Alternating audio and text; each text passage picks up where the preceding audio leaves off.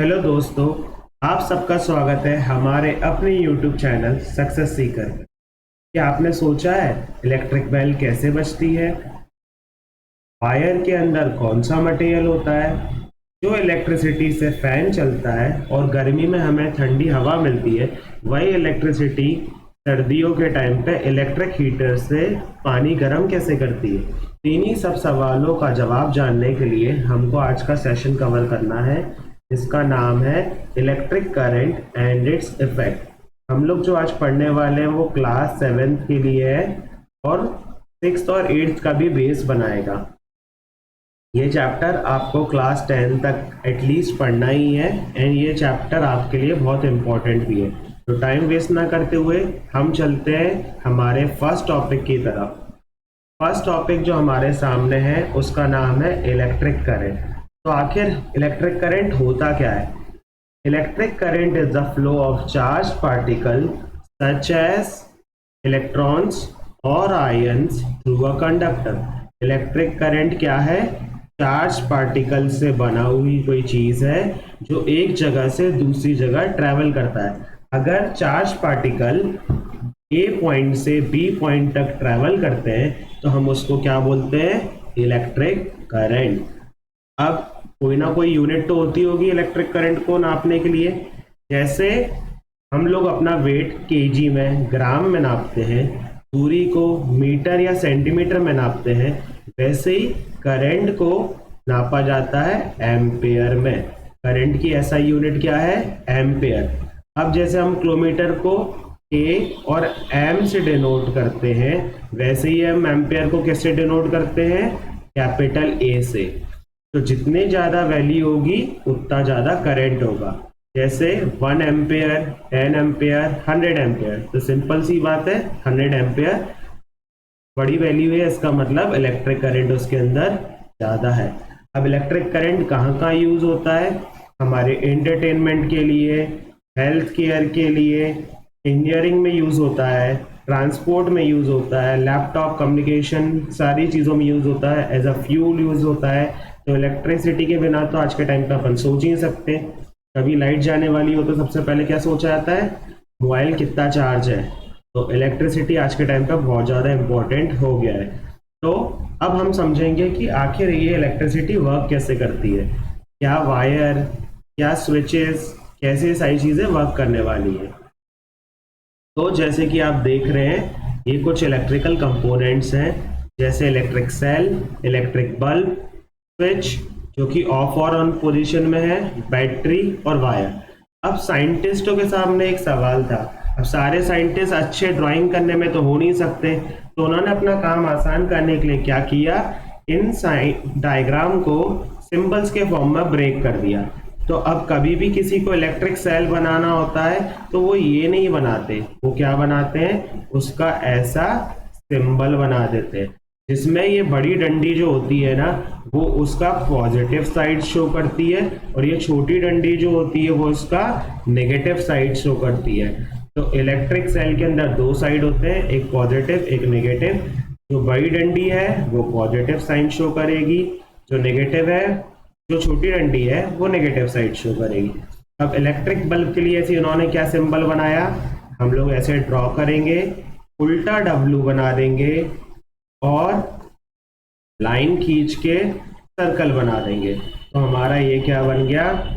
Electric bulb, जो कि बहुत गंदा बना है। तो चलो इसको फिर से ट्राई करते हैं। इलेक्ट्रिक बल्ब कैसे बनेगा हमारा?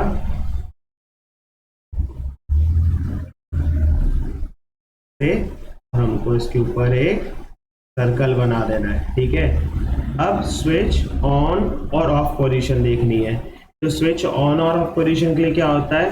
देखो जैसे ये वायर है, इधर भी एक है, अगर ये दोनों आपस में जुड़े नहीं है तो ये क्या है? स्विच ऑफ पोजीशन में है। जो हमारे घर के बिजली के स्विच होते हैं ना, देखो अगर ये वायर जुड़ा नहीं होता अंदर सर्किट में तो उसको हम बोलते हैं स्विच किस पोजीशन में है? ऑफ पोजीशन में। अगर ये चीज ऐसे हो जाए, ये जो जुड़ी हुई नहीं थी वो इसके ऊपर जुड़ जाए तो उसको हम क्या बोलेंगे? स्विच कौन सी पोजीशन में है? ऑन पोजीशन में है। अब सिंपल सी बात है, हर चीज सेल तो होती नहीं है, कुछ बैटरीज भी होती हैं, जिसके बारे में हम आगे डिटेल में पढ़ने वाले हैं कि सेल और बैटरी में क्या डिफरेंस है। तो बैटरी का रिप्रेजेंटेशन कैसे है, बड़ी डंडी, छोटी डंडी, बड़ी डंडी, छोटी डंडी, ऐसे। तो इसमें भी जो बड़ी डंडी है वो पॉजिटिव साइड, जो छोटी डंडी है वो नेगेटिव साइड। और वायर को रिप्रेजेंट करने का सबसे इजी तरीका है, एक स्ट्रेट लाइन खींच दो, वो बन जाएगा आपका वायर। तो ये वही कंपोनेंट्स हैं सारे जो अपने घर में काम आते हैं एक सर्किट को कंप्लीट करने में। तो हम लोग अब एक एक करके इनको डिटेल में पढ़ते हैं। तो पहला टॉपिक जो हमारा है वो है सेल या ड्राई सेल। अब सेल तो सबने ही देखा होगा, अगर आपने सेल को कभी गौर से देखा हो, उसके एक तरफ थोड़ा पार्ट उभरा हुआ होता है जिसको हम लोग बोलते हैं उसका पॉजिटिव टर्मिनल, और जो पीछे का साइड होता है उसको हम लोग बोलते हैं नेगेटिव टर्मिनल। ये आपने देखा होगा। तो सेल जैसे कि आप सब जानते हैं सोर्स ऑफ इलेक्ट्रिक करंट है, तभी हम लोग उसको यूज करते हैं वॉच में, रिमोट्स कंट्रोल में, कई चीज़ों में। तो उसका एक टर्मिनल कैसा होता है पॉजिटिव, दूसरा टर्मिनल कैसा होता है नेगेटिव। अब आपने देखा होगा जब रिमोट होता है ना, उसके अंदर भी एक तरफ पॉजिटिव लिखा होता है, एक तरफ नेगेटिव लिखा होता है। वो इसलिए लिखा होता है ताकि हम जब ये सेल को उसके अंदर पुट करेंगे तो हम सही साइन की तरफ सही साइन लगाएं, मतलब सेल की पोजीशन सही होनी चाहिए, तभी करंट फ्लो करेगा, वरना नहीं करेगा। अब हर चीज को रन करने के लिए एक सेल सफिशिएंट नहीं होता, जैसे टीवी रिमोट के अंदर भी जनरली 2 सेल लगते हैं। तो कई सारे अप्लायंसेस ऐसे होते हैं जिसमें हमको मोर देन 1 सेल की जरूरत होती है। तो जब 2 या 2 से ज्यादा सेल आपस में कंबाइन कर जाते हैं, उसी को हम लोग क्या बोलने लगते हैं, बैटरी। जब 2 या 2 से ज्यादा सेल्स कंबाइन करते हैं एक साथ, तो उसको हम लोग क्या बोलते हैं, बैटरी। अब बैटरी का कनेक्शन आप लोग ने अभी पीछे देखा था, उनका सिंबल कैसा था, ऐसे। ये तो एक सेल हुआ, ये क्या है, एक सेल ही तो है। अगर इसके बगल में मैं एक और सेल बना दूं, एक और सेल बना दूं, तो ये बन गई बैटरी। तो इसके अंदर कितने सेल हैं, 1 2 3। इसके अंदर कुल मिला के कितने सेल्स हैं, 3 सेल्स हैं, जिसकी ये साइड क्या है पॉजिटिव, ये साइड क्या है नेगेटिव। तो ये ओवरऑल क्या बन गई, बैटरी। और सेल का सिंबल बनाना होता तो कैसे बनाते, जस्ट 1 पॉजिटिव 1 नेगेटिव, ये बन जाता हमारा सेल। अब बैटरी के टाइम पे जैसे आप सिंबल में देख रहे हो, एक प्लस आ रहा है, फिर माइनस आ रहा है, फिर प्लस आ रहा है, फिर माइनस आ रहा है, फिर प्लस, फिर माइनस। ऐसे ही अगर हमको सेल को कनेक्ट करना होगा रियल लाइफ में, तो हम क्या करते हैं, देखो प्लस फिर माइनस, माइनस से जो कनेक्ट होता है ना वो प्लस कनेक्ट होना चाहिए। माइनस से कनेक्ट हुआ प्लस, प्लस से माइनस, माइनस से प्लस। तो कनेक्टिविटी इस तरीके से होनी चाहिए, ऑल्टरनेट तरीके से, ठीक है। अब हम चलते हैं हमारी नेक्स्ट स्लाइड की तरफ। अब हमको पढ़ना है की। हम लोगों ने अपने घर पे स्विचेस तो देखे ही होंगे, तो वो एक तरीके से की तरह बिहेव करते हैं। अब की स्विच की 2 ही पोजीशन होती है, ओपन या क्लोज। तो हम लोगों को ओपन की पढ़ना है और क्लोज्ड की पढ़ना है। अब जनरली हम लोग जो स्विचेस देखते हैं ना, वो अंदर से इस तरीके से कुछ दिखते हैं। तो आप ये देखो, इसमें ये चीज इससे जुड़ी नहीं है, इसमें ये चीज इससे ऊपर है, इसको हम लोग क्या बोलेंगे, ओपन की। और जैसे ही ये चीज इससे जुड़ जाती है, इसी को हम क्या बोलते हैं, क्लोज्ड की। तो अपन इसके बारे में पढ़ते हैं। ओपन की ऐसी पोजीशन होती है जब जिसमें क्या होता है, जब अपना स्विच ऑफ पोजीशन में होता है, तो ये जो चीज होती है ना, ये ऊपर की तरफ होती है। तो इससे क्या होता है, सर्किट ब्रेक हो जाता है। तो करंट क्या होता है, फ्लो इसके अंदर नहीं करता, तो does not flow. Current open की में फ्लो नहीं करेगा। इसका सिंबॉलिक रिप्रेजेंटेशन क्या है, ये है। और जैसे ही हम स्विच को ऑन करते हैं, वैसे ही ये चीज ऊपर से कहाँ जाती है, नीचे की तरफ, और इसमें क्या कर जाती है, कंबाइन। जैसे ही इसके अंदर ये कंबाइन कर जाएगी, तो हमारा सर्किट क्या हो जाएगा, क्लोज हो जाएगा, और करंट क्या करने लगेगा, इसके अंदर फ्लो करने लगेगा। तो ऐसे ही जैसे ही हम स्विच ऑन करते हैं, हमारे यहाँ जो भी फैन हो, इलेक्ट्रिक बल्ब हो, सबको चालू हो जाता है ना। वो क्यों होता है? क्योंकि ये चीज नीचे की तरफ मूव कर जाती है और ऐसी हो जाती है। इससे क्या हो जाता है? Circuit close. इसका रिप्रेजेंटेशन क्या होता है? ये इसका रिप्रेजेंटेशन है। इससे हमारा सर्किट कंप्लीट हो जाता है। अब चलते हैं हम अपने नेक्स्ट टॉपिक की तरफ, जो कि है वायर। अब वायर तो आप सबने जनरली देखा ही होगा। वायर मगर बना किस मटेरियल से होता है, हमको ये पढ़ना है। तो वायर ज्यादातर जिस मटेरियल से बने होते हैं वो मटेरियल है कॉपर। कॉपर वायर यूज करे जाते हैं घर वगैरह में। जो भी मटेरियल क्यों यूज किया जा रहा है कॉपर वायर? कॉपर वायर इसलिए यूज किया जा रहा है क्योंकि इसके अंदर क्या होता है? Less resistance. अभी पढ़ लो लेस रेजिस्टेंस क्या है, हायर क्लासेस में और आएगा, अभी अपन और आगे डिस्कस करेंगे। कॉपर वायर क्या ऑफर करते हैं? Less resistance. बस इतना समझ लो, रेजिस्टेंस एक तरीके की रुकावट होती है जो करंट को रोकने का ट्राई करती है। तो हम लोग तो चाहते हैं कि वायर के अंदर करंट बहे, तभी तो इलेक्ट्रिसिटी आएगी। तो जो भी चीज कम रुकावट पैदा करेंगे, हम वैसे मटेरियल को चूज करते हैं। तो कॉपर जो है ना, वो कम रुकावट पैदा करता है, वो इजिली करंट को फ्लो करने में मदद करता है। इसलिए हम लोग कौन सा वायर यूज करते हैं? Copper wire. सिल्वर जो है वो भी लेस रेजिस्टेंस है, मगर सिल्वर के वायर क्यों नहीं बनाए जा सके? सिल्वर के वायर यूज करेंगे तो उसकी कॉस्ट बहुत ज्यादा हाई हो जाएगी। इसलिए हम जो यूज करते हैं वो क्या करते हैं घर में? Copper wire. तो कॉपर से वायर बने होते हैं। अब हमको जो पढ़ना है वो है बल्ब। अब बल्ब जो है उसके बीच में एक थिन वायर होता है, जैसे कि डायग्राम में है, ये देखो। थिन वायर जो है उसी को क्या बोलते हैं हम लोग? फिलामेंट। जैसे ही करंट इसके अंदर जाता है ना, ये फिलामेंट देख रहे हो, ये है बीच में, देखो ये फिलामेंट। तो ये फिलामेंट जो है, जैसे ही करंट इसके अंदर जाएगा, ये फिलामेंट ग्लो करता है। जैसे ही ये ग्लो करेगा वैसे ही हमारा बल्ब जलने लगेगा। अगर ये फिलामेंट बीच में से किसी वजह से ब्रेक हो गया, जो टाइम के साथ हो जाता है, तो हमारा बल्ब जलना बंद हो जाएगा। अगर हमारा फिलामेंट ब्रेक कर जाता है तो बल्ब विल नॉट ग्लो। एक बार पढ़ लेते हैं दोनों टॉपिक। वायर क्या है? Generally the wires are made up of copper. Copper से बने होते हैं। Copper wire offers less resistance, therefore users conducting wires. Less resistance होता है इसलिए इनको यूज किया जाता है। अब बल्ब जो है वो एक थिन वायर कॉल्ड फिलामेंट जो ग्लो करता है। इसके अंदर जो हमने बताया कि बीच में एक पतला सा वायर लगा होता है जिसको हम फिलामेंट बोलते हैं। जैसे ही इसमें करंट पहुंचता है ये ग्लो करना चालू कर जाता है और बल्ब चालू हो जाता है। जैसे ये फिलामेंट ब्रेक हो जाता है, if the filament is broken the bulb will not glow. अब हम चलते हैं अपने नेक्स्ट स्लाइड की तरफ। अब हमको पढ़ना है इलेक्ट्रिक सर्किट। अभी तक हम लोगों ने जो पढ़ा, सेल, बैटरी, वायर, बल्ब, ये सारे मिलके हम लोगों को क्या बना के देने वाले? Electric circuit. तो ये सब चीजें जब आपस में कंबाइन कर जाती हैं तब बनता है इलेक्ट्रिक सर्किट। तो दो तरीके के इलेक्ट्रिक सर्किट होते हैं। पहला होता है ओपन सर्किट, दूसरा होता है क्लोज सर्किट। ओपन सर्किट जैसे कि नाम बता रहा है, सर्किट देखो यहाँ से ओपन है, इसका मतलब वायर वर्क नहीं कर रहा है। तो ऐसे केस में जब सर्किट ओपन होता है, देखो आपस में जुड़ा नहीं है ना, एक तरीके से जुड़ा नहीं है तो करंट यहाँ पे फ्लो नहीं करेगा। तो जब सर्किट ओपन होता है, circuit is open, therefore current will not flow and the bulb will not glow. तो अगर ओपन सर्किट है तो उसमें क्या होगा?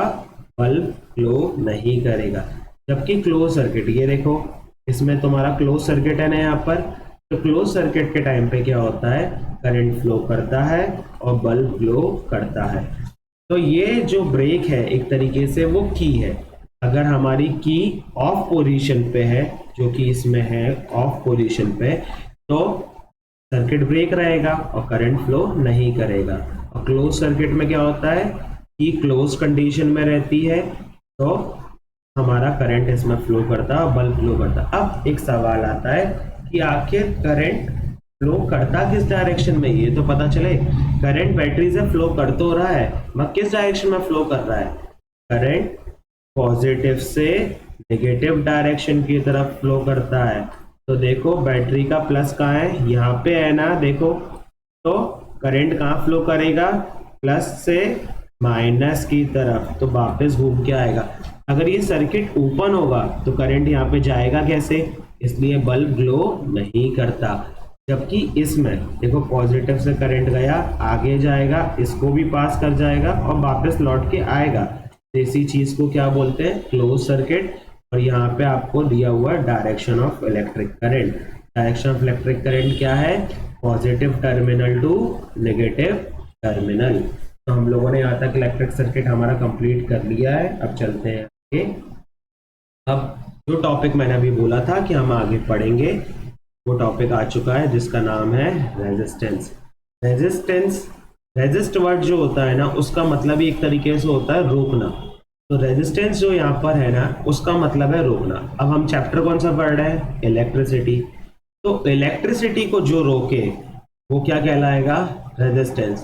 तो करंट को फ्लो होने से जो रोकता है उसी को हम क्या बोलते हैं, रेजिस्टेंस।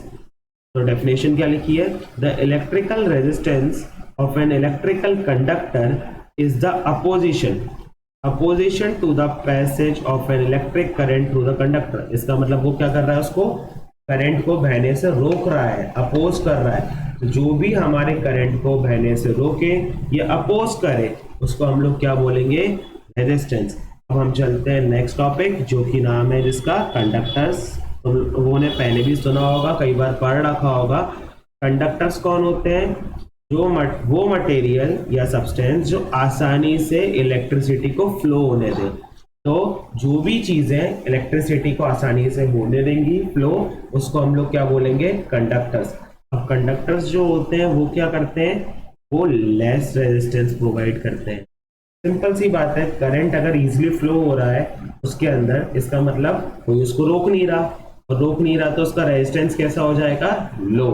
तो जो भी मटेरियल जो करंट को इजीली फ्लो करने देते हैं, जिनका रेजिस्टेंस कम होता है, उनको हम क्या बोलते हैं, कंडक्टर्स। अब देखो इसका एग्जांपल क्या है, आया ना कॉपर। अभी हम वायर किससे बनाते हैं, कॉपर से, क्योंकि हम तो चाहते हैं ना कि हमारे वायर के अंदर करंट फ्लो करे इजीली, उसको रुकावट ना है। इसलिए हम कौन सा वायर लेते हैं, कॉपर वायर लेते हैं। अब पढ़ते हैं इंसुलेटर। इंसुलेटर, अब ये मत समझना कि कंडक्टर तो करंट को फ्लो करवा रहा है, इंसुलेटर का भी अपना खुद में एक इम्पोर्टेंस है। ये वो मटेरियल होते हैं जो इलेक्ट्रिसिटी को अलाउ नहीं करते पास होने में। तो जो चीजें इलेक्ट्रिसिटी को इजीली अलाउ नहीं कर रही, वो मटेरियल जो इलेक्ट्रिसिटी को अलाउ नहीं करेंगे पास होने में, उसको हम लोग क्या बोलते हैं, इंसुलेटर्स। और ये हमको क्या करते हैं, हाई रेजिस्टेंस ऑफर करते हैं। हाई रेजिस्टेंस मतलब रेजिस्टेंस क्या था, किसी भी चीज इलेक्ट्रिक करंट को रोकना। तो अगर ये हाई रेजिस्टेंस प्रोवाइड कर रहे हैं, इसका मतलब ये इलेक्ट्रिसिटी को क्या करेंगे, ज्यादा रोकेंगे। तो जो भी मटेरियल इलेक्ट्रिसिटी को ज्यादा रोकता है उसको हम लोग क्या बोलने लगते हैं, इंसुलेटर्स। तो वुड, ग्लास, प्लास्टिक, रबर इसके एग्जाम्पल हो गए। तभी इलेक्ट्रिशियंस को तुम लोगों ने देखा होगा, वो जब पोल पे वर्क करने जाते हैं तो वो जब इलेक्ट्रिक पोल को सुधारने जाते हैं या सही करने जाते हैं, तब वो अपने हाथ में रबर के ग्लव्स पहनते हैं और वुडन सीढ़ी को कैरी करते हैं। तो तुम लोगों ने वुडन स्टेयर्स देखी होगी ना, उसका रीजन क्या है, वो इंसुलेटर की तरह बिहेव करता है। हाथ में वो रबर ग्लव्स क्यों पहनते हैं, ताकि उनको करंट ना लगे। तो रबर क्योंकि कैसा बिहेव कर रहा है, इंसुलेटर की तरह, तो करंट को इजीली फ्लो तो करने नहीं देगा, इसलिए वो लोग रबर ग्लव्स वियर करते हैं। अब हम चल रहे हैं हमारी नेक्स्ट स्लाइड की तरफ। अब हम लोगों ने इतना तो पढ़ लिया, अब यहाँ से कुछ नया, heating effect of electric current. ये भी अभी तक तुम लोगों को लग रहा होगा कि रेजिस्टेंस एक तरीके का विलन है, बट ऐसा नहीं है। रेजिस्टेंस कुछ चीज़ों में होना जरूरी भी है। अगर रेजिस्टेंस होगा तभी हमारी कुछ चीज़ें वर्क करती हैं। जैसे मैंने अपना सेशन की स्टार्टिंग में तुम्हें बोला था कि हमें सर्दियों के टाइम पे इलेक्ट्रिक हीटर गर्म पानी देता है, तो वो किस पे वर्क करता है, heating effect of electric current. तो हम लोगों को इसके अंदर पढ़ना है, जैसे whenever an electric current flows through a conductor, some of it gets converted into heat energy। इसका मतलब क्या है, जब भी कोई इलेक्ट्रिक करंट फ्लो करता है कोई कंडक्टर से कभी जब भी कोई इलेक्ट्रिक करंट फ्लो करेगा तो थोड़ा सा करंट किस में कन्वर्ट हो जाता है, हीट एनर्जी में। इस समझ में नहीं आता है, समझने की कोशिश करो। जैसे आप लोगों ने देखा होगा कि टीवी चला रहे हो या बल्ब जल रहा है, कुछ समय बाद, या फैन भी चल रहा है, तो कुछ समय चलने के बाद वो थोड़ा गर्म हो जाता है, तो इलेक्ट्रिसिटी उसके अंदर गई। कुछ समय बाद वो हीट जो हो रहा है वो क्यों हो रहा है, क्योंकि जो कुछ इलेक्ट्रिकल एनर्जी उसके अंदर गई ना, उसका छोटा सा पार्ट या थोड़ा सा पार्ट किस में कन्वर्ट हो गया, हीट एनर्जी में। तो इसलिए heating effect of electric current में हम यही समझना चाह रहे हैं कि इलेक्ट्रिसिटी जो है उसका थोड़ा सा पार्ट किस में कन्वर्ट हो जाता है, हीट एनर्जी में। इसी इफेक्ट को हम लोग क्या बोलते हैं, heating effect of electric current. Effect को हम क्या बोलेंगे, heating effect of electric current. याद रखना, पेपर के पर्सपेक्टिव से ये काफी इंपॉर्टेंट टॉपिक है। जितना ज्यादा रेजिस्टेंस होगा, अभी हमने पढ़ा था ना रेजिस्टेंस, जितना ज्यादा किसी चीज के अंदर रेजिस्टेंस होगा जो किसी करंट को रोकेगा, उतना ही ज्यादा क्या होगी, हीट प्रोड्यूस। तो जो करंट को जितना रोकेगा या रेजिस्टेंस जितना ज्यादा होगा, उतना ही उस मटेरियल में क्या होगा, हीट प्रोड्यूस होगी। अब तुम लोगों ने जैसे हीट प्रोड्यूस वाली चीजें, जैसे इलेक्ट्रिक हीटर देखा हो, पानी गर्म करने वाला हीटर देखा हो, इसमें आप देख रहे हैं शेप ऐसा है, ऑयल जैसा, ऐसी स्प्रिंग जा रही है ना, इसकी स्प्रिंग को नोटिस करो। तो ये कॉइल ऑफ वायर जो है ना, कॉइल मतलब ऐसे आगे पीछे है ना, इसलिए हम लोग इसको क्या बोलते हैं, कॉइल ऑफ वायर। कोई भी अप्लायंस में जब ये कॉइल ऑफ वायर होती है उसको हम लोग क्या बोलने लगते हैं, फिलामेंट। उसको हम क्या बोलते हैं बच्चों, फिलामेंट। अब इसके बारे में और डिटेल में पढ़ते हैं। देखो, अब हम लोगों ने ये देखा था कि heating effect of electric current में हम लोगों ने अभी बल्ब के अंदर देखा था ना, फिलामेंट का जिक्र। बल्ब के अंदर हमने देखा था फिलामेंट। फिलामेंट क्या था, अब heating effect of electric current is used in various domestic and industrial appliances. अब जो हीटिंग इफेक्ट है ना बच्चों, वो कई सारे डोमेस्टिक मतलब घरेलू और इंडस्ट्री में काम आता है। कैसे आता है, देखो, हीटर बनाने में काम आता है, इलेक्ट्रिक केटल देखी होगी, गीजर देखा होगा, टोस्टर, इन सबको बनाने में काम आता है। तो कहीं ना कहीं वो रेजिस्टेंस होना जरूरी है, अगर वो नहीं होता तो ये सारे डिवाइसेस बन ही नहीं सकते। तो हम लोगों को अगर ये सारे डिवाइसेस बनाने हैं तो थोड़ा रेजिस्टेंस का होना जरूरी है। तो जो भी हीटिंग इफेक्ट होता है ना करंट के बहने से, उन्हीं सारी चीज़ों के प्रिंसिपल पे बनता है heater, electric kettle, geyser, toaster, electric iron, hair dryer. अब एक चीज़ नोटिस करना, अब इसमें हम लोग कौन से वायर को यूज़ कर रहे हैं, निक्रोम और टंगस्टन। ये दो वायर्स होते हैं जनरली जो यूज़ करे आते हैं। हम लोगों ने घर में बिजली भेजने के लिए कौन सा वायर यूज़ किया था, जल्दी से सोचो। हम लोगों ने जो वायर यूज़ किया था वो था कॉपर वायर। कॉपर वायर के अंदर रेजिस्टेंस कम था, क्योंकि हम चाहते हैं कि हमारे घर की बिजली बिना रुके आए। तो हम लोग क्या कर रहे थे, कॉपर वायर को यूज़ कर रहे थे ताकि हमारी बिजली में कोई रुकावट ना आए। बट बल्ब को ग्लो कराना है, हीटर का इस्तेमाल करना है, तो उसमें तो हमको चाहिए कि रेजिस्टेंस थोड़ा ज़्यादा हो। तो हम लोग कौन सा वायर यूज़ करते हैं, हम लोग निक्रोम वायर यूज़ करते हैं और टंगस्टन वायर यूज़ करते हैं। क्यों, क्योंकि ये लोगों के अंदर क्या होता है, हाई रेजिस्टेंस। तो याद रखना, अगर पेपर में कभी भी आए, कॉपर क्या ऑफर करता है, copper wire less resistance offer करता है, और निक्रोम और टंगस्टन क्या करते हैं, हाई रेजिस्टेंस ऑफर करते हैं। कॉपर के अंदर लेस रेजिस्टेंस है, तभी वो घर के वायरिंग के काम आता है ताकि करंट इजीली फ्लो। अगर हमको कभी बल्ब डिजाइन करना हो, इलेक्ट्रिक केटल, गीजर, टोस्टर कुछ भी करना हो, तो हम कौन सा वायर यूज करेंगे, निक्रोम या टंगस्टन वायर, क्योंकि इनके अंदर क्या है, हाई रेजिस्टेंस है। ठीक है। अब क्या वायर की थिकनेस मटेरियल पे फर्क पड़ता है? हाँ, बिल्कुल पड़ता है। अगर हमारी अमाउंट ऑफ हीट ज़्यादा प्रोड्यूस होगी या कम होगी, हीट जो प्रोड्यूस होने वाली है वो ज़्यादा होगी या कम होगी, ये डिपेंड करता है मटेरियल पे, कौन सा मटेरियल का हमने वायर लिया है। जैसे अपन ने अभी पढ़ा ना, कॉपर निक्रोम टंगस्टन। तो मटेरियल पे डिपेंड करेगा, लेंथ पे डिपेंड करेगा, थिकनेस पे डिपेंड करेगा। ये सारी चीज़ों के बारे में आप डिटेल में पढ़ोगे क्लास 10th में। तो अभी आप लोगों को बस इतना पढ़ना है कि ये सारी चीज़ें किस पे डिपेंड करती हैं, मटेरियल, लेंथ और थिकनेस पे। अमाउंट ऑफ हीट किस पे डिपेंड करेगी, मटेरियल, लेंथ एंड थिकनेस, इसको याद रखना। अब the filament of the electric bulb gets so hot that it starts to glow, it is known as lighting effect।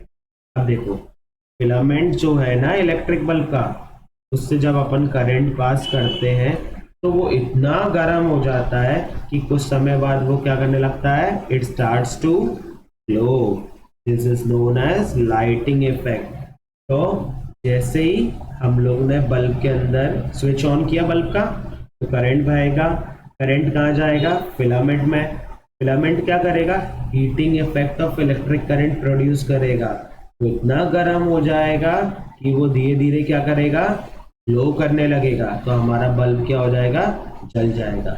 अब हम चलते हैं अपने नेक्स्ट टॉपिक की तरफ। अब तुम लोगों ने 3 तरीके के बल्ब देखे होंगे। अब पहला बल्ब जो है इनकैंडेसेंट बल्ब है, दूसरा जो है CFL या कॉम्पैक्ट फ्लोरोसेंट लैंप्स है, तीसरा जो है वो लाइट इमिटिंग डायोड है जिसको LED के नाम से भी बोला जाता है, जो आज के टाइम पे ज़्यादा यूज हो रहा है। ये सबसे पुराना बल्ब है जो पहले के टाइम पे यूज होता था, जिसमें येलोइश लाइट निकलती थी, कांच का बना होता था। ये लाइटिंग के काम आता था, बट ये बहुत ज़्यादा हीट देता था। क्या होता था, जैसे ही बल्ब को जलाते थे थोड़ी देर चलने के बाद ये क्या हो जाता था, बहुत ज़्यादा गर्म हो जाया करता था। तो इसका मतलब कुछ ना कुछ पार्ट इलेक्ट्रिसिटी का कहाँ वेस्ट हो रहा है, हीट एनर्जी में। तो हम लोगों ने जो भी बिजली दी वो सारी बिजली उसको जलाने के काम नहीं आई, कुछ हीट एनर्जी में भी वेस्टेज हो रहा है। तो ये बल्ब फिर रिप्लेस हो गया। उसके बाद कौन सा बल्ब आया, जिसका नाम है कॉम्पैक्ट फ्लोरोसेंट लैंप्स, जिसको CFL के नाम से भी बोला जाता है। आप लोगों ने देखा होगा ऐसा CFL, ये CFL है हमारा। ये क्या होता है, ज़्यादा इलेक्ट्रिसिटी एफिशिएंट है। ये उस जैसा गर्म नहीं होता, कंपैरेटिवली कम गर्म होता है, तो हमारी बिजली कम यूज़ होती है। मगर इसके साथ क्या ड्रॉबैक था, इसकी क्या कमी थी, ये जो बनता है ना उसके अंदर मर्क्यूरी वेपर होता है। क्या होता है, इसके अंदर मर्क्यूरी वेपर होता है जो कि टॉक्सिक होता है। टॉक्सिक बोले तो हार्मफुल या जहरीला टाइप होता है, हमारे नेचर के लिए हार्मफुल है। अब ये हार्मफुल जो है ना, इसलिए हम लोग अगर ये टूट जाता है या इसको हम खराब हो जाता है, तो जब हम इसको हटाते हैं ना, इसको बहुत केयर से हटाना पड़ता है, क्योंकि ये हमारे नेचर को बहुत ज़्यादा हार्म कर सकता है, क्योंकि ये कैसा है, टॉक्सिक इन नेचर है, तो हमारे नेचर को बहुत ज़्यादा हार्म कर सकता है। इसलिए CFL अब कम यूज होता है। अब उसकी जगह क्या आ गया है, LEDs, लाइट इमिटिंग डायोड। इनके फुल फॉर्म भी याद रखना। ये क्या करता है, ये कंज्यूम करता है लेस इलेक्ट्रिसिटी, जो कि बोला जाता है, आपने सुना होगा कि LED कम बिजली का बिल बनाता है और ये गर्म भी कम होता है और ज़्यादा इलेक्ट्रिक एफिशिएंट है। तो ये सबसे पुराना बल्ब था। उसके बाद कौन आया, CFL। उसके बाद अब क्या चल रहा है, LED। ये क्यों हट गया, क्योंकि इसके अंदर बहुत सारी इलेक्ट्रिसिटी किस में कन्वर्ट हो जा रही थी, हीट में, जो कि इलेक्ट्रिसिटी का वेस्टेज था। CFL क्यों हटा, ये इलेक्ट्रिसिटी एफिशिएंट तो था, मगर ये किससे बन रहा था, मर्क्यूरी वेपर से। तो जब इसको हम लोग डिस्पोज करते थे ना, हटाते थे ना, तो इसके अंदर जो वेपर्स हैं मर्क्यूरी की, वो बहुत टॉक्सिक है, जो हमारे एनवायरनमेंट के लिए अच्छी नहीं है। फिर नया कौन आया, LED। अभी यही चल रहा है, जो इन दोनों से काफ़ी एफिशिएंट है। अब चलते हैं हम हमारे नेक्स्ट टॉपिक की तरफ, इलेक्ट्रिक फ्यूज। अब देखो इलेक्ट्रिक फ्यूज, ये वर्ड अभी तुम लोगों ने बड़े लोगों के मुंह से सुना हो, फ्यूज उड़ गया। तो इलेक्ट्रिक फ्यूज होता क्या है, हमको ये पढ़ना है। पहले तो इलेक्ट्रिक फ्यूज के बारे में पढ़ते हैं। ये सेफ्टी डिवाइस है। क्या है ये, सेफ्टी का डिवाइस है, जो क्या करता है, प्रिवेंट करता है हमारे इलेक्ट्रिक सर्किट को डैमेज होने से। इलेक्ट्रिक सर्किट जो हम लोगों ने पढ़े थे ना, उसको डैमेज करने से या होने से रोकता है। अगर किसी वजह से तेज करंट पास हो उस सर्किट से। इन शॉर्ट ये क्या कहना चाह रहे हैं, जो फ्यूज है ना, इलेक्ट्रिक फ्यूज, अगर किसी वजह से इलेक्ट्रिक सर्किट से तेजी से करंट फ्लो हो तो उस सर्किट को नुकसान हो सकता है। अब वो क्या नुकसान होगा अभी पढ़ेंगे। कुछ नुकसान हो सकता है, उस नुकसान से बचने के लिए या उसे रोकने के लिए क्या यूज किया जाता है, इलेक्ट्रिक फ्यूज यूज किया जाता है। अब फ्यूज बना कैसे होता है ये पढ़ते हैं। फ्यूज के अंदर एक वायर होता है, फ्यूज वायर, ये है फ्यूज वायर, ये जनरली अप्लायंसेस में यूज होता है, और ये वाला जो फ्यूज है ये घर में यूज होता है। तो फ्यूज वायर जो होता है ना वो अलॉय से बना होता है। सबसे बड़ा क्वेश्चन, अलॉय क्या होता है। फ्यूज वायर पहले तो किससे बना है, अलॉय से बना है। आपको क्या याद रखना है, फ्यूज वायर एक तो सेफ्टी डिवाइस है, कब काम आता है, जब घर में इलेक्ट्रिक सर्किट में तेज करंट फ्लो हो जाए। फ्यूज वायर किससे बना हुआ है, अलॉय से बना हुआ है। अब अलॉय क्या होता है, अलॉय जो है मिक्सचर ऑफ मेटल्स, जब एक से ज्यादा, दो या दो से ज्यादा, मतलब हम लोग मेटल्स का यूज करते हैं कोई चीज को बनाने के लिए, उसको क्या बोलते हैं हम, अलॉय। तो फ्यूज वायर किससे बना हुआ है, अलॉय से। अब ये अलॉय जो है ना वो इस तरीके से लिया जाता है जिसका मेल्टिंग पॉइंट क्या हो, लो। अब मेल्टिंग पॉइंट क्या होता है ये भी मैं बताता हूँ आगे की स्लाइड में। और अभी आपको ये क्या रखना है, फ्यूज वायर जो है वो अलॉय से बना हुआ है। अलॉय क्या है, मेटल्स का मिक्सचर है, और इस तरीके से अलॉय यूज किया जाता है कि इसका मेल्टिंग पॉइंट क्या हो, लो। एक फैक्ट पढ़ते हैं, इलेक्ट्रिकल फ्यूजेस अलग अलग स्पेसिफिकेशंस के बनते हैं। जैसे किसी जगह कम करंट की जरूरत है तो उसका फ्यूज अलग बनेगा, कहीं ज़्यादा करंट है तो उसके लिए इलेक्ट्रिसिटी फ्यूज अलग बनेगा। तो हमेशा एडवाइस किया जाता है कि आपको कौन सा एमसीबी या फ्यूज लेना है, आईएसआई मार्क, जिस पे आईएसआई मार्क बना होगा वो देख के ही हमको इलेक्ट्रिकल फ्यूज या एमसीबी लेना है। ये आपको हमेशा सेफ गार्ड करेगा, आपको काफ़ी चीज़ों से बचाएगा। अब हम पढ़ते हैं इसके बारे में और डिटेल। अब देखो शॉर्ट सर्किट, ये नाम भी आप लोगों ने सुना होगा कि शॉर्ट सर्किट हो गया। ये इलेक्ट्रिक फ्यूज से रिलेटेड है। जब हमारा पॉजिटिव और नेगेटिव वायर, दो वायर होते हैं ना, अगर पॉजिटिव और नेगेटिव वायर किसी वजह से आपस में क्लोज आ जाए या चिपक जाए या कांटेक्ट में आ जाए तो जो होगा उसको हम क्या बोलते हैं, शॉर्ट सर्किट। तो दोनों वायर जब आपस में चिपक जाते हैं एक स्पार्किंग होती है, वो फायर भी प्रोड्यूस कर सकती है, तो उसी को हम क्या बोलते हैं, शॉर्ट सर्किट। अब ये शॉर्ट सर्किट जैसे ही दोनों वायर आपस में चिपक जाते हैं ना, दोनों वायर जैसे आपस में चिपकेंगे तो क्या होगा, फ्लो ऑफ करंट बढ़ जाएगा। फ्लो ऑफ करंट बढ़ जाएगा मतलब क्या होगा, करंट ज्यादा फ्लो करेगा। अभी पढ़ा था ना, करंट अचानक से ज्यादा फ्लो करे तो कौन बचाता है, फ्यूज। अब हम वही पढ़ने वाले हैं कि फ्यूज आखिर बचाता कैसे है। तो जैसे ही एक पॉजिटिव और नेगेटिव वायर आपस में टच कर जाएगा तो वो शॉर्ट सर्किट कर सकता है।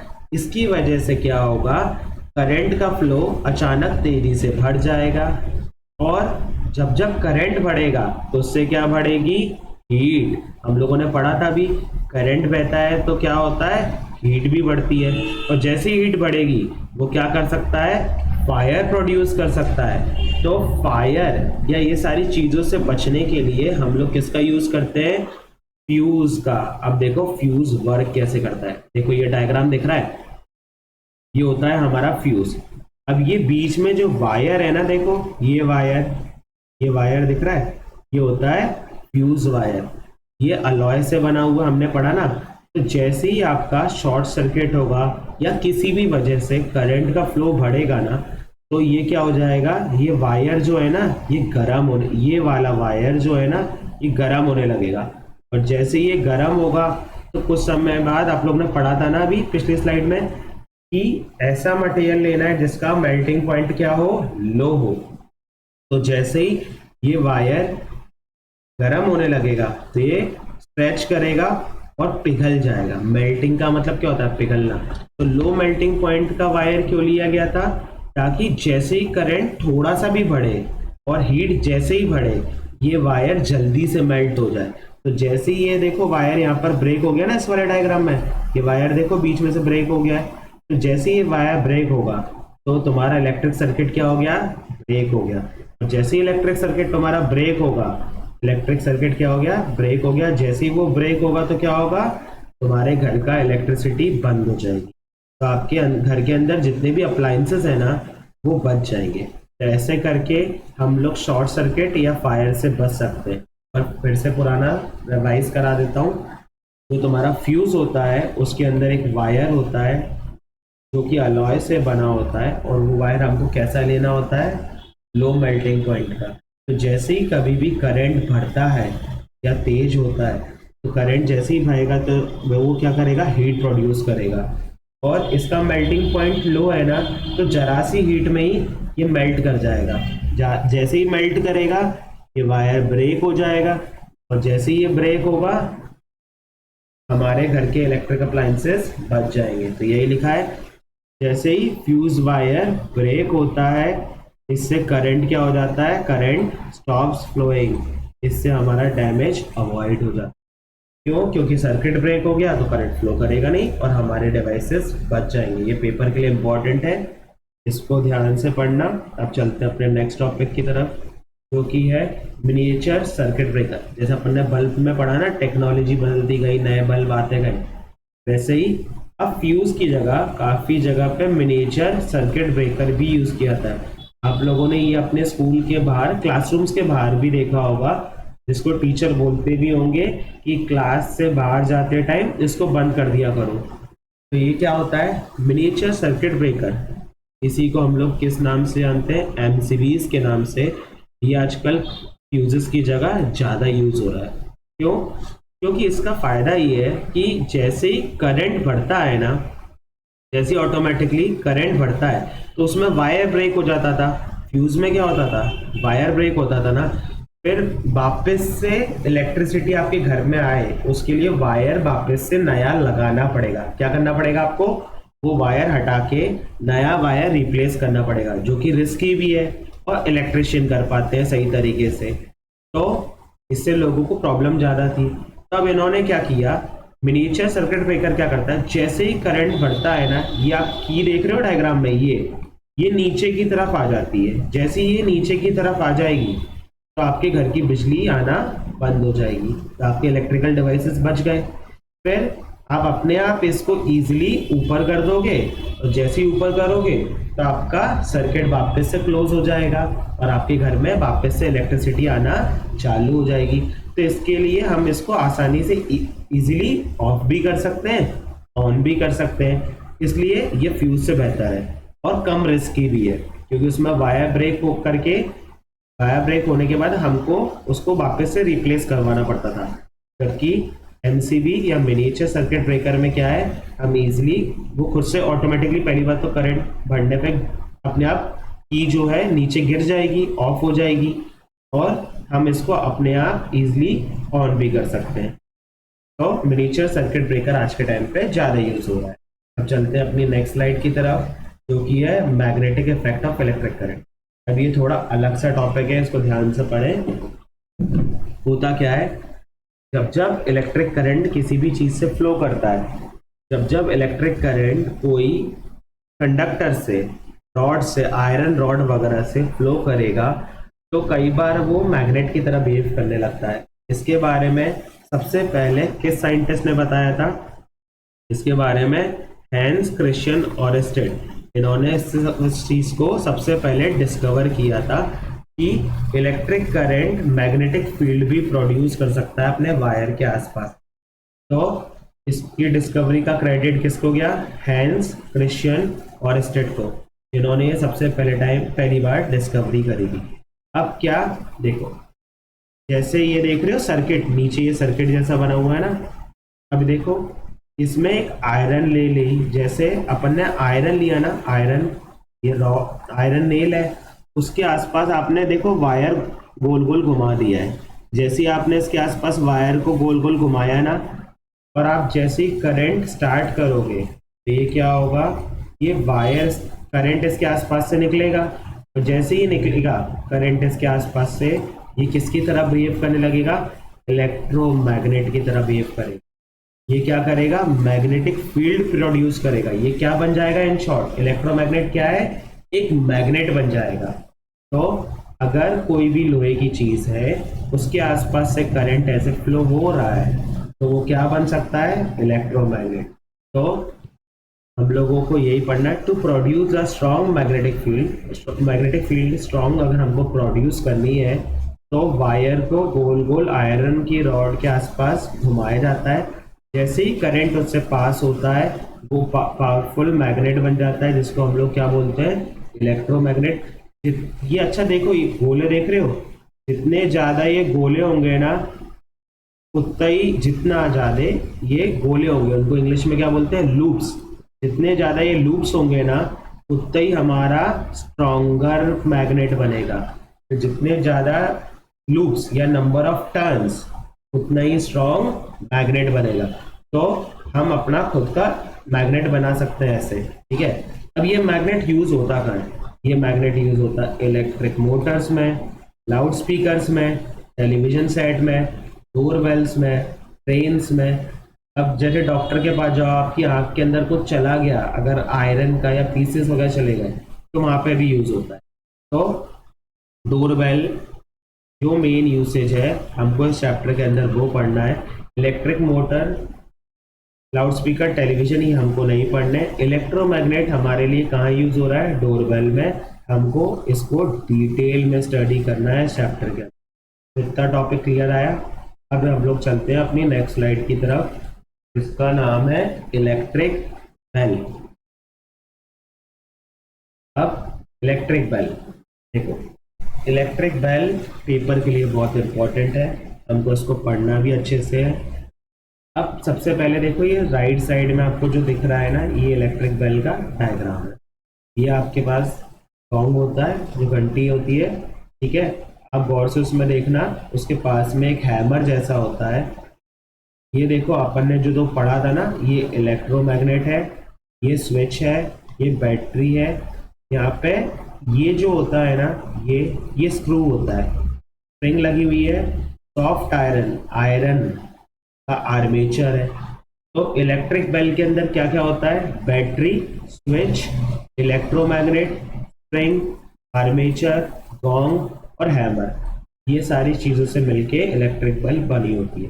तो अब क्या करते हैं, देखो, जैसे ही switch is pressed on, switch को हमने यहाँ से प्रेस कर दिया, ऑन करा, तो करंट फ्लो करेगा। अब करंट फ्लो कहाँ करता है? ये है पॉजिटिव टर्मिनल, ये है नेगेटिव टर्मिनल। तो पॉजिटिव से फ्लो करेगा। अब ये करंट बहता बहता कहाँ आएगा? इलेक्ट्रोमैग्नेट के पास आएगा। अब ये तुम्हारा जो इलेक्ट्रोमैग्नेट है, जैसे इसको करंट मिलेगा ना, ये किसकी तरह बिहेव करेगा? मैग्नेट की तरह। अब जब ये मैग्नेट की तरह बिहेव करेगा, तो ये आर्मेचर जो है ना, ये आर्मेचर, ये इसकी तरफ अट्रैक्शन से पुल होगा। अब ये इसकी तरफ जैसे ही खींचेगा ना, तो हमारा हैमर जो है ना, वो गॉन्ग से टकराएगा और हमको क्या साउंड सुनाई देगा? रिंगिंग साउंड, मतलब बेल बजेगी। और कुछ समय बाद जैसे ये आगे आएगा ना, तो यहाँ से देखो, ये अलग हो जाएगा, यहाँ से क्या हो जाएगा? डिटैच हो जाएगा। तो करंट वापस से फ्लो नहीं कर पाएगा। तो कुछ समय बाद ये वापस से करंट जब फ्लो नहीं करेगा, तो इलेक्ट्रोमैग्नेट क्या हो जाएगी? नॉर्मल बिहेव करने लगेगी, वो मैग्नेट जैसी अब नहीं रहेगी। तो वापस से ये चीज कहाँ चली जाएगी? आर्मेचर, ये आर्मेचर वापस से कहाँ चले जाएगा? अपनी ओरिजिनल पोजीशन पे। और यही प्रोसेस बार बार चल रहा होता है। तो यही हमको पढ़ना है। अब देखो, हम लोगों ने अभी क्या क्या पढ़ा, इसको एक और बार समझा दूंगा ताकि तुम लोगों को ये टॉपिक अच्छे से क्लियर हो जाए। अब देखो, जैसे करंट हम पास करते हैं, ये करंट धीरे धीरे होते हुए कहाँ जाता है? यहाँ पर। अब ये आर्मेचर जो है, ये डंडे ऐसा, ये जैसे ही ये मैग्नेट बन जाता है ना, ये किसकी तरफ अट्रैक्ट होता है? इसकी तरफ। अब जैसे ये अट्रैक्ट होगा, तो ये भी अट्रैक्ट होगा। ये हैमर किससे टकराएगा? गॉन्ग से। तो आपकी बेल रिंग होने लगेगी। बट जैसे ही ये इसकी तरफ अट्रैक्ट होता है ना, देखो ये वाला जो पॉइंट है ना, यहाँ से ये दूर हो जाता है। तो करंट के लिए तो देखो पूरा सर्किट कंप्लीट चाहिए ना अपन को, तो ये सर्किट ब्रेक हो जाता है। तो जैसे ही सर्किट ब्रेक होता है, ये दूर हो जाएगा तो सर्किट ब्रेक हो जाएगा, और जैसे ही सर्किट ब्रेक होगा तो ये अब मैग्नेट नहीं रहेगी, ये क्या हो जाए, ये मैग्नेट की प्रॉपर्टी लूज कर देगी। तो वापस से क्या होगा, तो ये आर्मेचर था ना, ये वापस से अपनी ओरिजिनल जगह पर चला जाएगा। और जैसे ही अपनी ओरिजिनल जगह पे जाएगा तो फिर वापस से स्विच ऑन करो और ये साइकिल चलती रहेगी। इसी को बोलते हैं इलेक्ट्रिक बेल। अब आई होप तुम लोगों को ये सेशन पसंद आया हो। मैंने इसमें पूरा सेशन कवर किया है, एनसीईआरटी टेक्स्ट बुक को रेफरेंस के तौर पे यूज़ किया है, उसी के टॉपिक्स को कवर किया गया है। अगर आप लोगों को ये टॉपिक अच्छा लगा हो, प्लीज़ लाइक, सब्सक्राइब, एंड जो भी डाउट हो आप उसे अपने कमेंट बॉक्स में पूछ सकते हैं, तो उनका आंसर दूंगा। Till then, keep studying, keep watching success seekers, and hustle with success.